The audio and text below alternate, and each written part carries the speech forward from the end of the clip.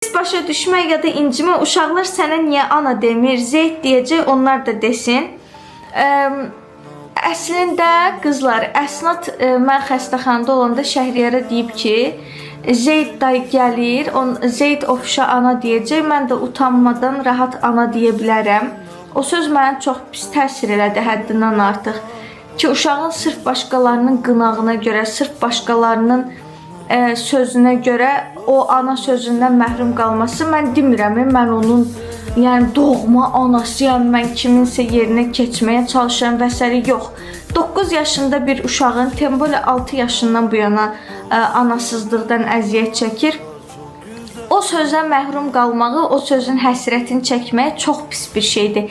Və birini o sözə layiq görə biləcək dərəcədə sevməsi, ondan o sevgini görməsi çox sevindirici bir hal olmalıdır. Lağ olunacaq, qıcıq olunacaq bir şey olmamalıdır əslində. O uşaq qınaqdan, o uşaq lağdan, o uşaq biri bəlkə mən qıraqdan pis baxar şeyinə görə, düşüncəsinə görə ana sözünü deməyə çəkinir. Bundan neçənci dəfə şahid oluram mən də Şəhriyarda. Amma ki, inşallah düşünürəm ki, necə deyim, bu problemi aşar və içindən gələndə o sözü deyər. Nəyə görə? Həqiqətən istəmirəm Əsnadın o sözə yad böyüməyini, o sözə həsrət böyüməyini. Rabiə misal üçün böyükdür, ona təsir elədiyi qədər, Əsnada təsir elədiyi qədər bilirəm ki, Rabiəyə təsir eləməyəcək ana sözünü işlətməmək. Amma Əsnad körpədir, nə qədər 9 yaş olsa, özünüz də görürsünüz, balaca bir şeydir, yəni istəmirəm.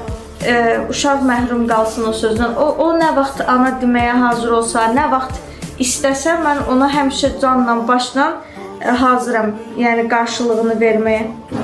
Digərləri böyük qızlardır. Onlar daha çox məni padruşka kimi, bacı kimi görürlər, özlərinə tay kimi görürlər. Misal üçün paltar